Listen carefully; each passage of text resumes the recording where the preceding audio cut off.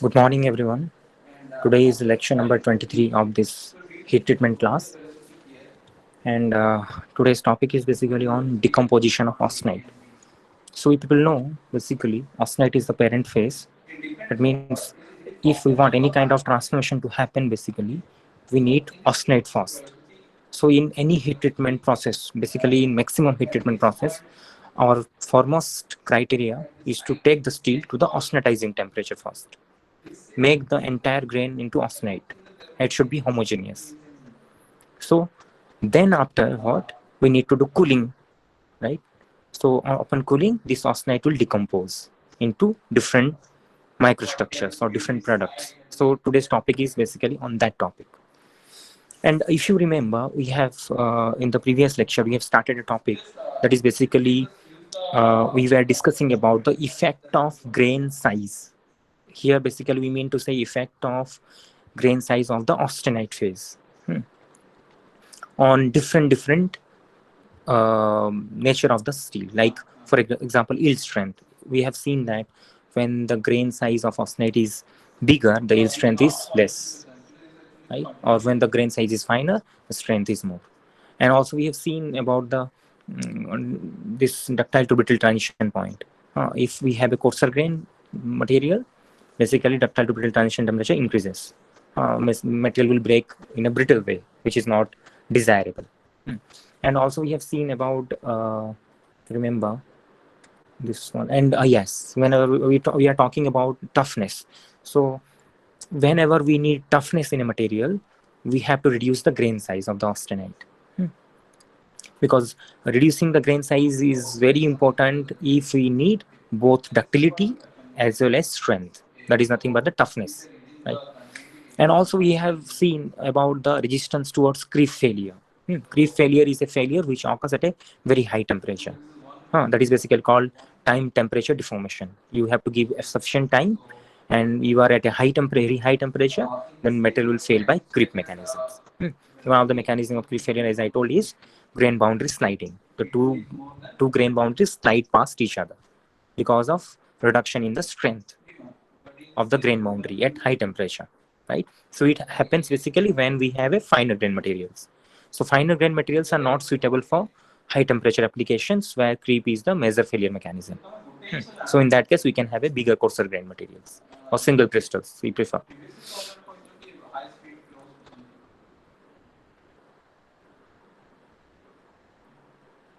And we have also compared between different deoxidized steel. One is silicon deoxidized steels and aluminum deoxidized steels.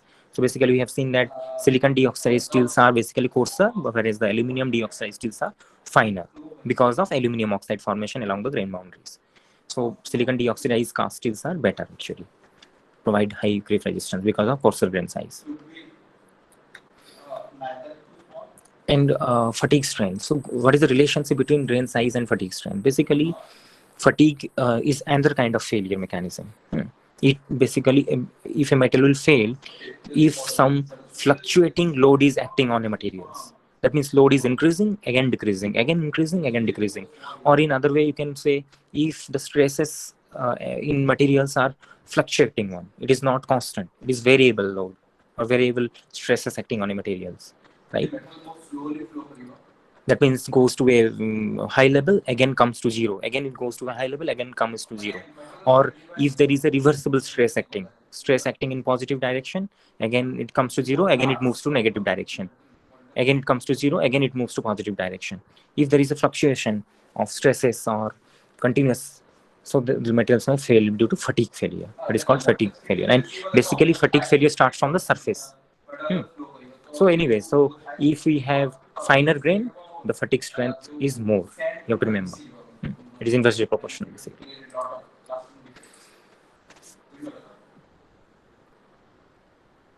Then grain size versus hardenability and explanation. Yeah, this is one of the important part. You might get a question from this part, or suppose maybe in interview they ask this kind of question. What is the relationship between the grain size of the austenite or grain size of the steel with the hardenability? We'll discuss. Hardenability is a separate topic. We'll discuss that. That is one of the important topic in heat treatment.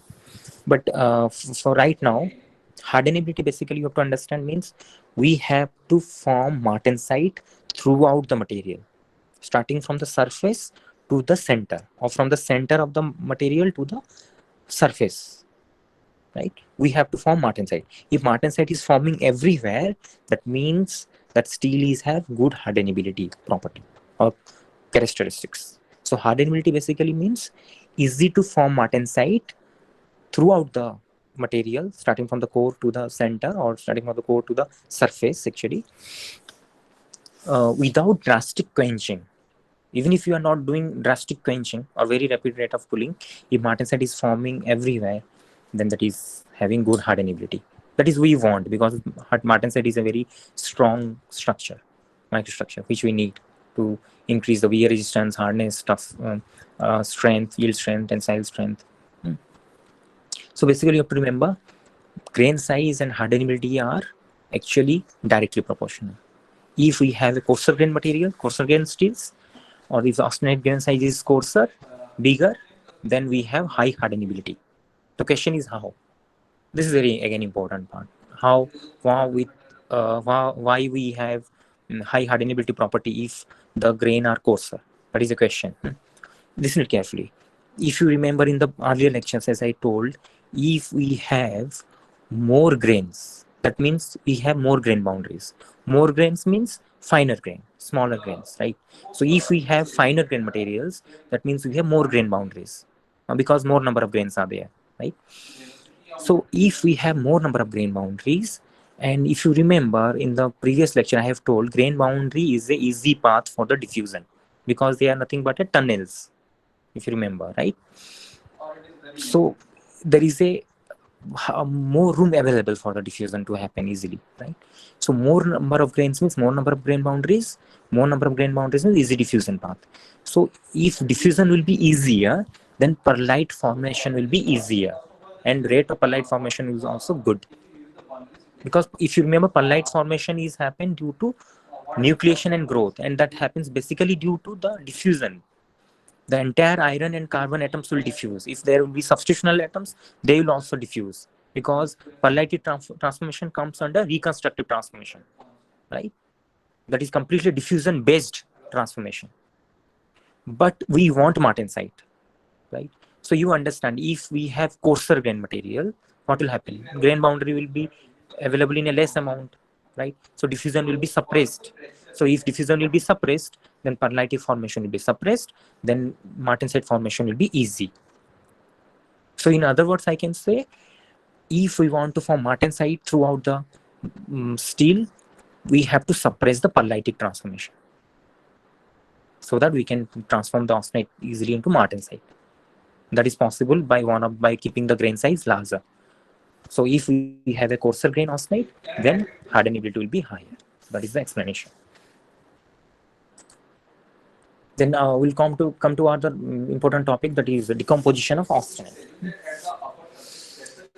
So, uh, so austenite definition. Okay, this is already, you people know these things, but again, let us discuss quickly. What is the definition of austenite? In carbon steel, C means carbon steel. So austenite is defined as, it is a solid solution of carbon, or solid solution of interstitial atoms such as carbon in gamma iron, or in iron having FCC crystal structure, basically. But austenite definition for alloy steel, it is simply same definition, but something will be changed. That is, it is a interstitial plus substitutional solid solution, right? It is an interstitial plus substitutional solid solution of carbon and alloying elements in gamma iron, right? Because alloying elements are also there, so alloying element will be also becoming soluble in the austenite phase. So it is an interstitial solid solution plus substitutional solid solution of carbon and alloying element in gamma iron, right? Now, stability of austenite phase for hypoeutectoid steel, eutectoid steel, hypereutectoid steels. What is the stability?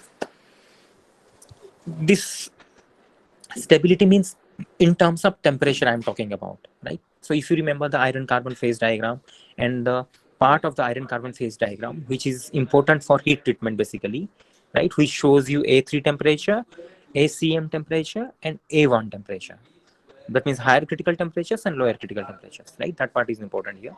So you understand, if we have a hypoeutectoid steel, that means the weight percentage of carbon is below 0.8 weight percent, then austenite phase is stable above A3 or above upper critical temperature. Similarly, if we have a eutectoid steel, the austenite phase is stable above A1 or above lower critical temperature. Then hypereutectoid steel, that means the steel contain carbon percentage above 0.8 weight percent. Here the stability of austenite is above ACM. So these are the stability temperatures. And stability of ferrite and cementite. Yeah, this is just opposite. When austenite will be unstable, then ferrite and cementite will be stable, right? So stability of ferrite and cementite is basically below lower critical temperature.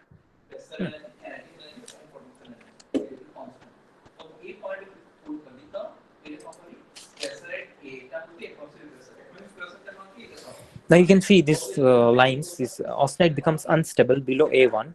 A1 is the lower critical temperature, and A1 is eutectoid temperature. You can say for eutectoid steel, and decompose into aggregate of ferrite and cementite. Aggregate of ferrite and cementite is nothing but the pearlite, where distribution of carbon takes place by diffusion. Ferrite, which is carbon free, whereas carbon react with iron to form carbide. So it is simply saying that if we have a austenite phase in our eutectoid steel, so if you take the steel below eutectoid temperature, below lower critical temperature, that is below A1 temperature, the austenite become unstable and it will decompose into aggregate of ferrite and cementite. That is nothing but the pearlite, right? So ferrite is a carbon free structure, or amount of carbon is very less, and cementite is a combination of iron and carbon, compound of iron and carbon, right? Similarly, if alloying elements are present in the austenite, there will be a large scale redistribution of alloying element occurs. If solubility of alloying element is restricted to alpha phase, then alloying element form carbides. This is again important line. So that means apart from carbon, if other alloying elements are there in the eutectoid steel, what will happen? Below A1 temperature, there will be a distribution of alloying element also. They will get redistributed because earlier all the alloying elements are soluble in the austenite phase. So the moment you bring the steel below A1 temperature, lower critical temperature, there will be a redistribution of this alloying element also takes place. So if these alloying elements are not soluble in ferrite phase, so what will happen? They will obviously form alloy carbides, like iron carbide is forming. So alloy carbide is also formed, right? Then decomposition of austenite become more complicated for hypo and hyper. So this is again important line. So in earlier part we have talked about the decomposition of austenite in case of eutectoid steel. But if we have hypoeutectoid steel and hypereutectoid steel, some complications will be there. Obviously, you understand because a proeutectoid phase is there. For hypoeutectoid steel, proeutectoid phase is the proeutectoid ferrite, and for hypereutectoid steel, the proeutectoid phase is what? Proeutectoid cementite, right? So what will happen basically, you should understand this one. The moment you are bringing hypoeutectoid steel or hypereutectoid steel below A1 temperature, then austenite will transform into aggregate of ferrite and cementite. That we already have seen. But for hypoeutectoid steel, the moment you bring the steel below A3, below upper critical temperature, first what happens? This proeutectoid ferrite will separate out from the austenite. Similarly, for hypereutectoid steel, the moment you bring the steel below ACM, the proeutectoid cementite will separate out from the austenite phase. So first point is, during decomposition of austenite, for hypoeutectoid steel and hypereutectoid steel, this proeutectoid phase will get separate out from the austenite phase. After that, what happens? When the temperature is below A1 temperature, below eutectoid temperature, or below the lower critical temperature, this austenite will transform into the aggregate of ferrite and cementite, that is pearlite. Now we'll talk about austenite to pearlite transformation in just this an overview, or decomposition of austenite to pearlite. So that is nothing but ferrite cementite aggregates.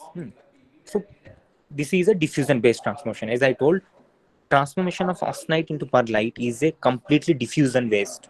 Diffusion based means the atoms will diffuse to a large interatomic distance. right? That means the iron atom will diffuse, the carbon atom will diffuse. If any alloying elements will be there, they will also diffuse. And this pearlite forms, this ferrite cemented aggregate, which is pearlite, that forms due to nucleation and growth. Then factors that affect the rate of nucleation and growth of ferrite cementite nature will affect this transformation. So pearlite transformation will be affected, that will affect the nucleation and growth of the pearlite. So what are the factors? So these factors are nature of austenite. What is the nature of austenite? Second one is the transformation temperature. At what temperature the transformation is occurring. And third one is the presence of alloying elements. So these are the factors which affect the pearlitic transformation, or decomposition of austenite to pearlite is affected by these factors.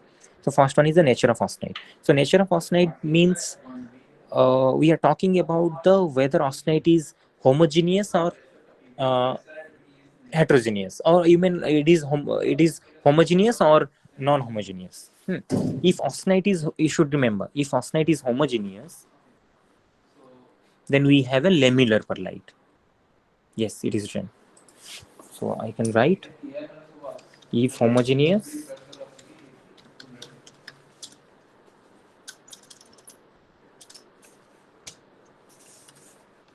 if we have a homogeneous austenite, then that gives rise to lamellar. That will give rise to lamellar pearlite. But if it is not, if it is not homogeneous,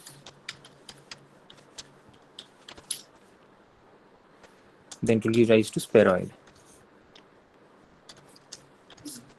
kind of pearlite, or globular kind of pearlite, or granular pearlite, you can say. Fine. Second one, transformation temperature. So second factor of this is transformation temperature. Transformation temperature means at what temperature the austenite is transforming into pearlite. So that is again important. So it is low or high. So if the transformation temperature is low, then pearlite form is fine pearlite. If the transformation temperature is high, then we have coarse pearlite. And you remember, the fine pearlite is stronger and tougher. Coarse pearlite is ductile. Fine. Then condition for diffusionless transformation.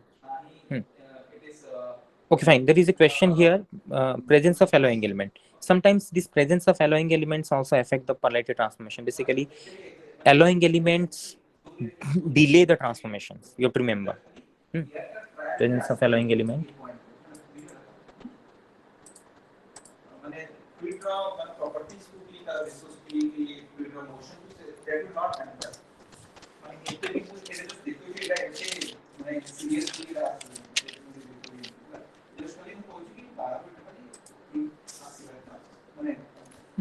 Presence of alloying element. Presence of alloying element means apart from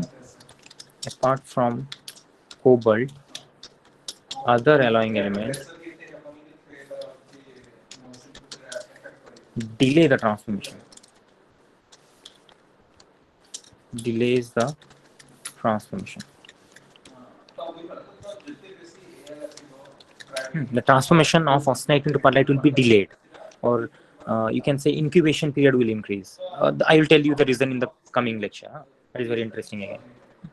But cobalt will not do that. Then condition for diffusionless transformation. So you understand, as I told, austenite will transform into aggregate of ferrite and cementite, that is nothing but the pearlite, is completely diffusion based transformation. That means diffusion will happen anyhow. Diffusion of carbon atom will happen, diffusion of iron atom will happen, and diffusion of all the alloying elements which are present will happen. There is a redistribution of alloying elements will also take place, right? And this occurs by nucleation and growth mechanism, right? And also we have discussed about the factors affecting this kind of transformation. That is austenite, the nature of austenite, and transformation temperature, whether lower, higher, or presence of alloying element. But you should understand, when we bring the austenite to a very low temperature, so what will happen? At a very low temperature, diffusion will not happen, right? Diffusion will be ceased completely, or diffusion will be not possible if you are not giving a lot of time and temperature is very minimum. But in that condition, what will happen? Austenite will become unstable, obviously. That means the temperature is such that the temperature is so low that diffusion is not possible, right? But austenite is unstable. That means austenite will not be there because it is unstable. It has to transform into something. So in that condition, what will happen? Austenite will transform into some non-equilibrium products, basically martensite, which is a diffusion less transformation product, right? So you understand what is the condition for diffusion less transformation? If transformation temperature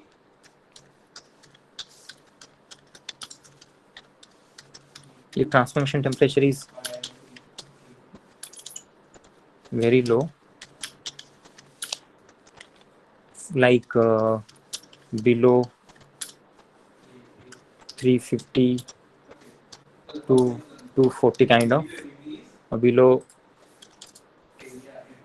340 to below 240, depending upon the composition of the steel.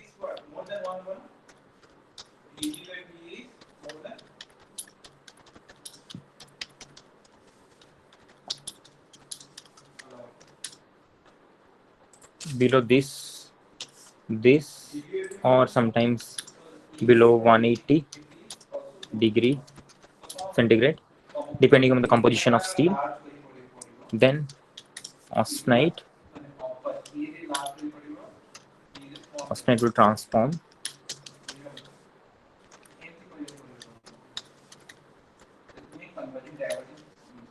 by diffusionless transformation.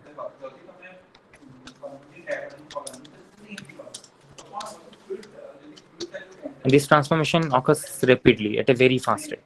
You should remember this one. Like the speed of sound sometimes.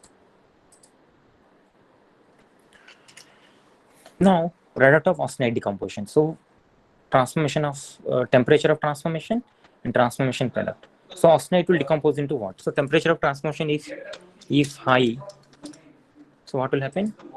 Pearlite will form. And pearlite will may have two types. Okay, I am not writing. If intermediate,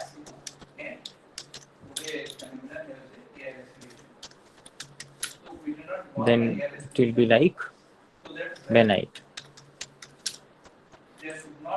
If very low, it will form martensite.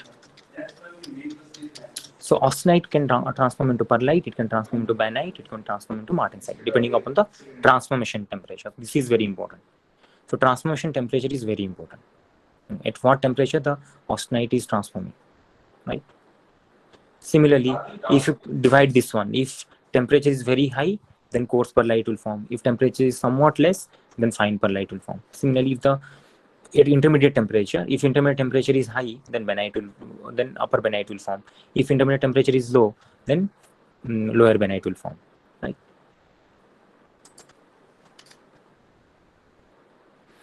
Now, parent phase is austenite, you can see, and product of transformation is same, which I have written: pearlite, benite, martensite. Okay.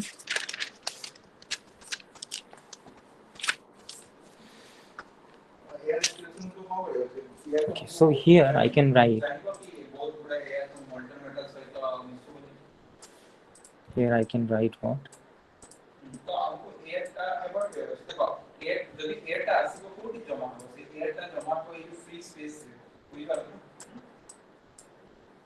Here I can write austenite will transform into pearlite. This is diffusion based transformation.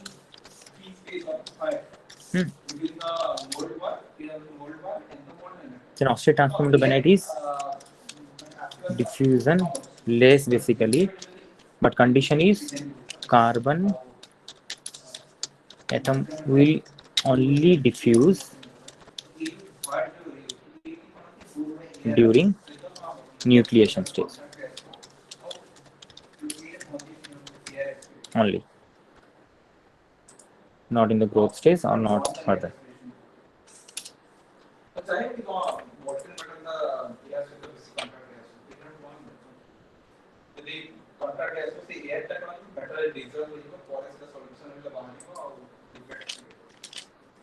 Similarly, this one Austenite transform into Martin-Fite, this completely diffusionless.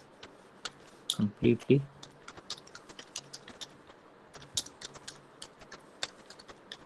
less.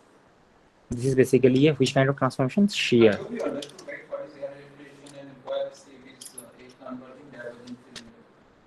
Diffusion less. It is completely shear transformation.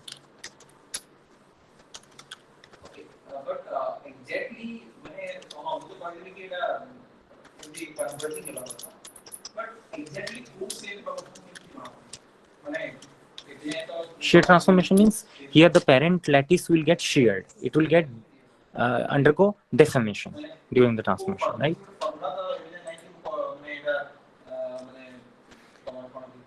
Or if you people have remembered, this kind of transformation is also called, if you remember, this kind of transformation is also called reconstructive transformation.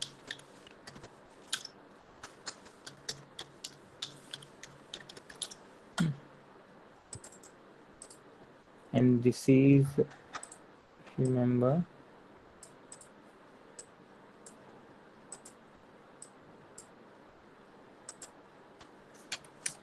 this is displacive. This is also displacive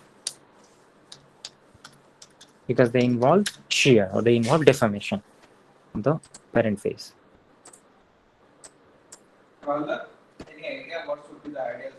And another important point you have to remember, if in maximum steels the transformation temperature is overlapped, so there is a confusion between transformation temperature. At what transformation temperature? Lower pearlite, this means fine pearlite will form. At what transformation temperature? Upper benite will form. At what transformation temperature?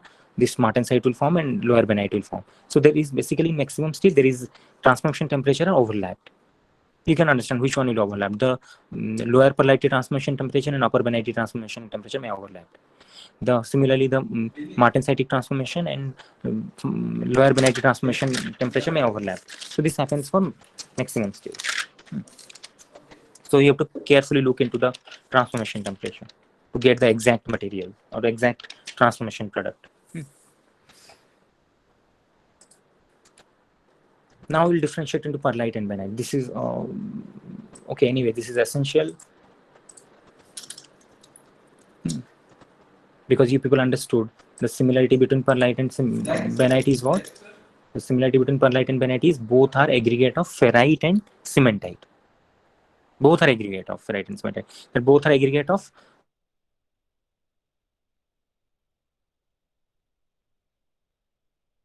first, obviously, it is pearlite transformation is diffusionless. Sorry, diffusion based transformation.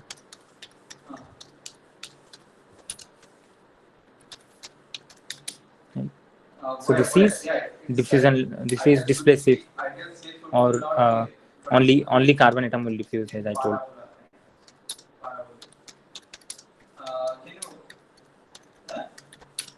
Or in other words, I can say this is reconstructive. I will take coordination class at 10. Reconstructive transformation.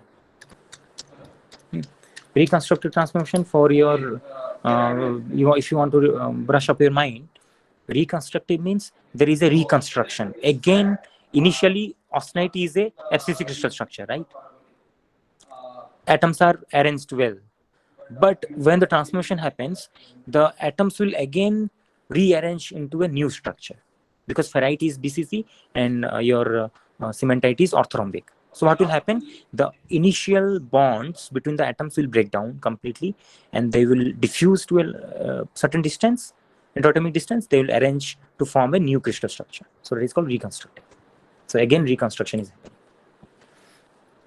Here carbon atom will diffuse only during nucleation stage, but no diffusion of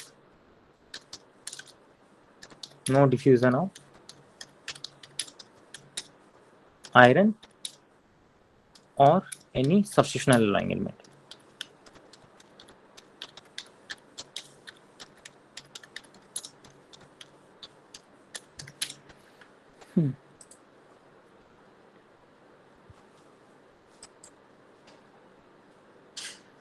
Or in other words, you can say this is basically a displacive transformation.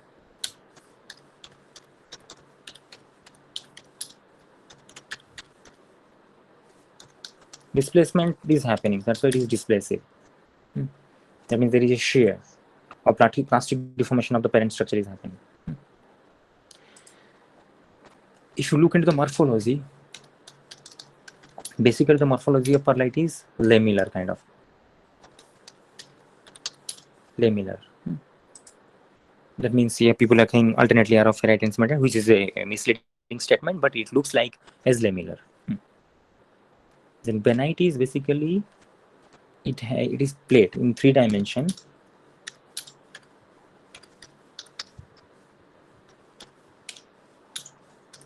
In 3 dimension, it is plate-like structure.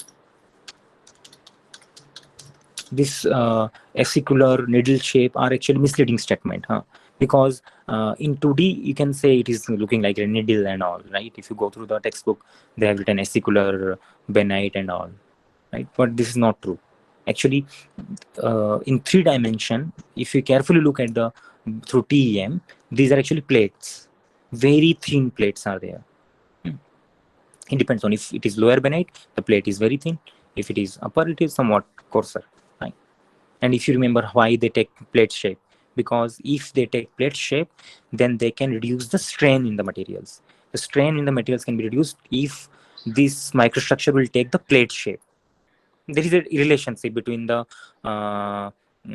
shape and the lattice strain. So lattice strain actually is directly proportional to the length of the plate. It is inversely proportional to the length of the plate. If the length of the plate will be more, obviously that means you understand the lattice strain will be reduced. So lattice strain is inversely proportional to the plate length, and plate is the only structure which can have a more length, so that the strain can be reduced to a large extent, and diameter should be less. It is directly proportional to the diameter. If diameter of the plate will be more, obviously then the lattice strain will be more. And if you see the temperature of transformation, temperature of transformation, the temperature of transformation is relatively higher.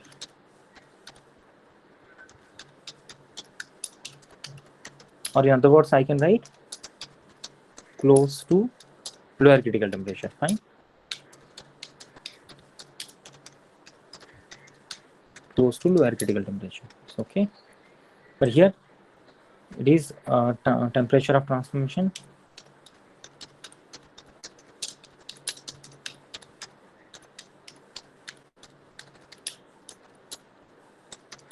relatively lower.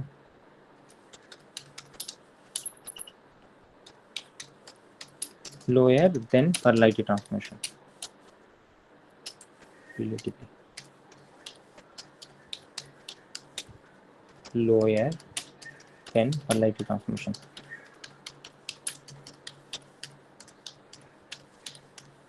Okay.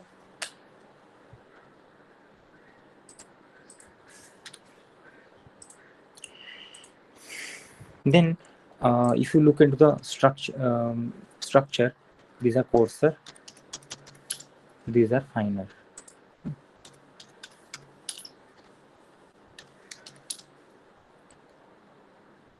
If you look into the nature, it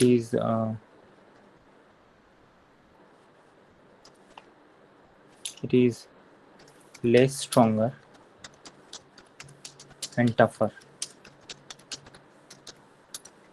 but this one is stronger and tougher. Stronger means high strength, no? High strength and high toughness.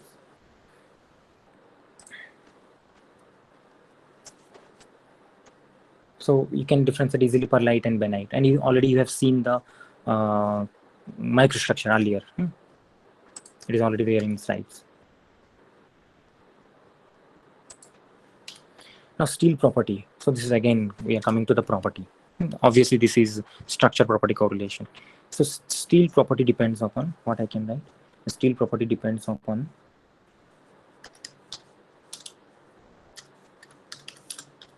obviously it depends upon what? Microstructure. And microstructure will depend upon what? Steel property depend upon microstructure. What kind of microstructure is there? It is pearlite microstructure or martensite microstructure or benitic microstructure or fine or coarse kind of thing, right? And microstructure still depends upon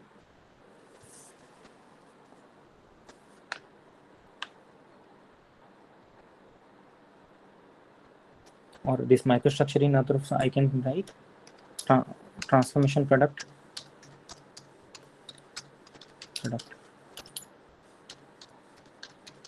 of austenite. So steel property depends upon microstructure or that is nothing but the transformation product of austenite, and this transformation product of austenite actually depends upon the temperature of transformation. Temperature of transformation. At what temperature transformation is happening? Of austenite. It is okay now. You people have understood this one. So if somebody will ask the steel property, the mechanical property of the steel depends upon what? Simply say it depends upon the what kind of microstructure is present, fine, or what kind of transformation product is present in the steel, whether it is pearlite, benite, or martensite, or it is coarse pearlite or fine pearlite, or it is upper benite or lower benite or martensite. That's all. And second one is you can say this microstructure or the decomposition product of austenite depends upon the transformation temperature. At what temperature transformation is happening? If transformation is happening at a very, very low temperature, martensite will form. If transformation happens at occur at a relatively high temperature, pearlite will form. If transformation temperature is in intermediate, then benite may form. So this is the thing. Now we'll move to the next important topic, that is kinetics of austenite transformation. So kinetics word coming means we have to think about the rate of transformation of austenite. At what rate austenite is getting transformed into different products. Now the question is how to study this. So this is very simple. So austenitic transformation kinetics can be studied by doing isothermal cooling of the steel, right, or constant temperature cooling, in other words.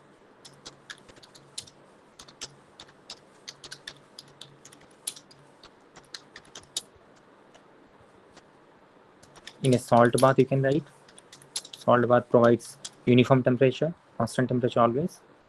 The salt will be there at a constant temperature, but not continuous cooling.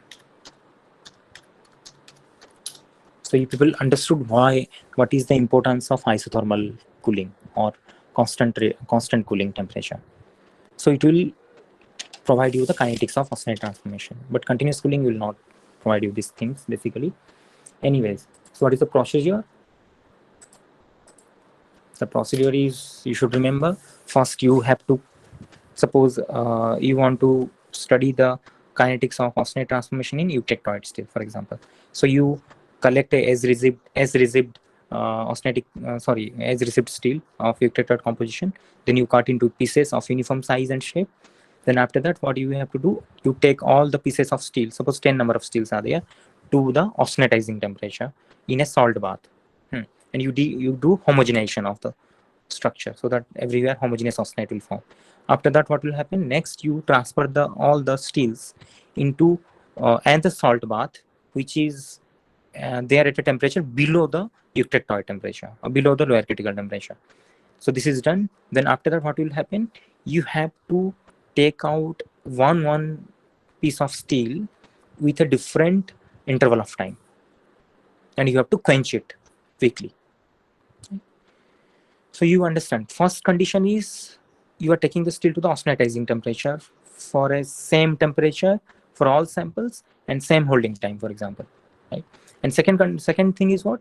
You bring all the steel samples from first salt bath furnace to the next salt bath furnace, which is maintained at a temperature below the eutector temperature. That means we have to allow the steel to transform into some other structures, right? So after that, what we'll do, third stage is you have to take out one sample with a regular interval of time. Suppose I will take out the first sample from the second salt bath after 1 minute, or after suppose 10 seconds. Then I will take out after 20 seconds, after 30 seconds, like that.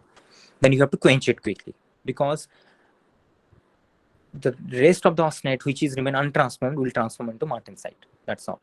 And finally, you have to study the how much amount of austenite transformation has happened, right? During by bringing the sample to the next salt bath furnace, how much transformation has happened to the austenite, or how much austenite has transformed. Suppose it has transformed into pearlite. So how much austenite has transformed into pearlite, we have to find out. We do not have to find out how much austenite is transformed into martensite. So obviously, so finally, what you will get, the conclusion you will get is, we'll talk about that. And I want a question answer from you only. So now you'll see transformation percentage versus time and observation. So now you'll get obviously a plot. You can make a plot. You can make a plot in y-axis. You take the transformation percentage. That means how much amount of austenite has transformed, or how much percentage of austenite is transformed. In the x-axis, you can take the time, because you are taking out the sample with different interval of time. This is the plot you will get. You can see this is the transformation of austenite percentage versus time, and this is the plot you are getting. This is 0%, this is 20% transformation, this is 60% transformation, this is 100% transformation. And similarly, this is the time axis, and we have 2 points, this is A and this is B. That means transformation is start here and it is ending here, or this is 100% transformed. Austenite is transformed this. So you can get what? From A to B, this is showing the transformation. This is the transformation start time, this is the transformation end time. Because 100% transformation is completed here, right, at this part.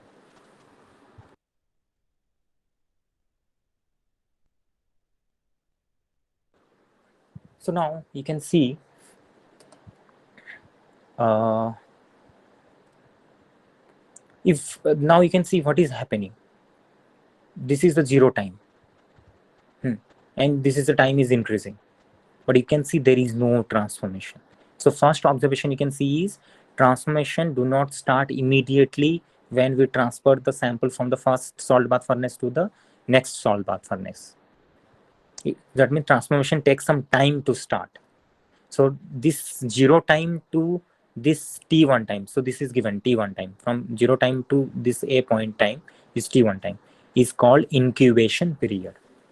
So incubation period means in that period the transformation will not start. Just after incubation period is over, transformation will start, or transformation will proceed.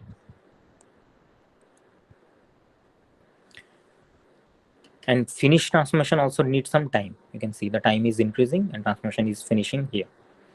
So there will always be a incubation period which will show there is no transformation, and then you will see that transformation start after some time, then it will not finish at that point of time, it will finish after a long interval of time. This is the time. This is the incubation period part, and from here to here, this is the transformation start and transformation finish. Now the question is, relative stability of supercooled austenite or undercooled austenite is obtained qualitatively by how? How we can obtain the relative stability of supercooled austenite?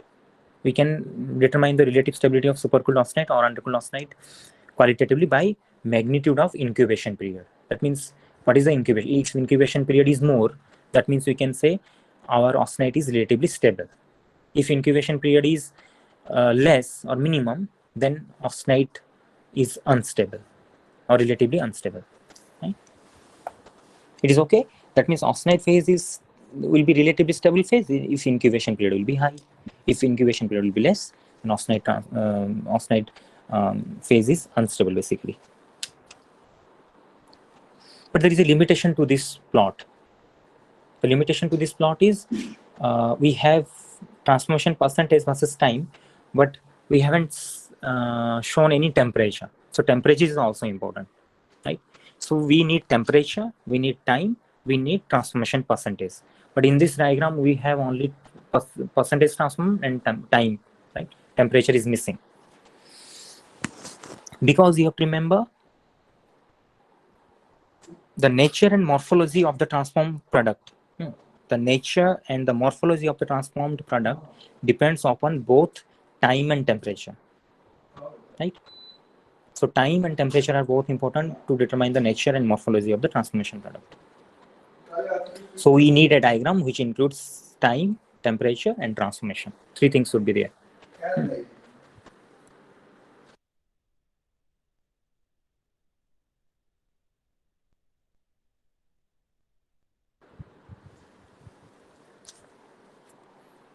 And I'll end the topic here. Yes, and we'll discuss the next topic, that is TTT diagram, in the next class.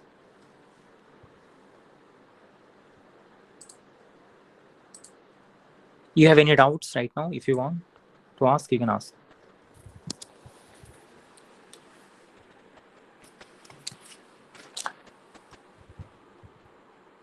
So you have no doubts. Okay.